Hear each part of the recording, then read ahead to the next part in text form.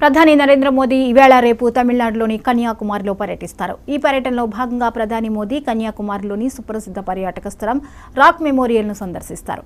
మే 30వ తేదీ సాయంత్రం నుంచి జూన్ 1వ తేదీ సాయంత్రం వరకు ప్రధాని మోదీ ధ్యానం చేస్తారు. అందుకు ఇక్కడి ధ్యాన మండపం వేదిక అవుతోంది.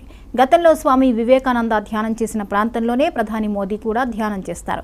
ప్రధాని మోదీ సార్వత్రిక ఎన్నికల్లో ఉత్తరప్రదేశ్లోని వారణాసి లోక్సభ స్థానం నుంచి మరోసారి పోటీ చేస్తున్నారు.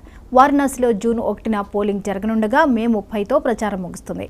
అదే రోజున మోదీ కన్యాకుమారి చేరుకుని రేయింబవళ్లు ధ్యానంలో కూర్చుంటారని తెలుస్తోంది.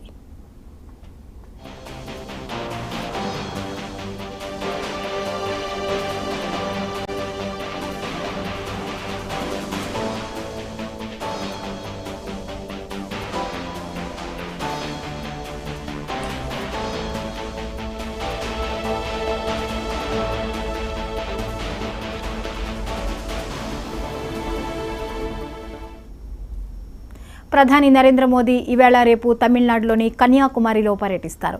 ఈ పర్యటనలో భాగంగా ప్రధాని మోదీ కన్యాకుమారిలోని సుప్రసిద్ధ పర్యాటక స్థలం రాక్ మెమోరియల్ను సందర్శిస్తారు. మే 30వ తేదీ సాయంత్రం నుంచి జూన్ 1వ తేదీ సాయంత్రం వరకు ప్రధాని మోదీ ధ్యానం చేస్తారు. అందుకు ఇక్కడి ధ్యాన మండపం వేదిక అవుతోంది.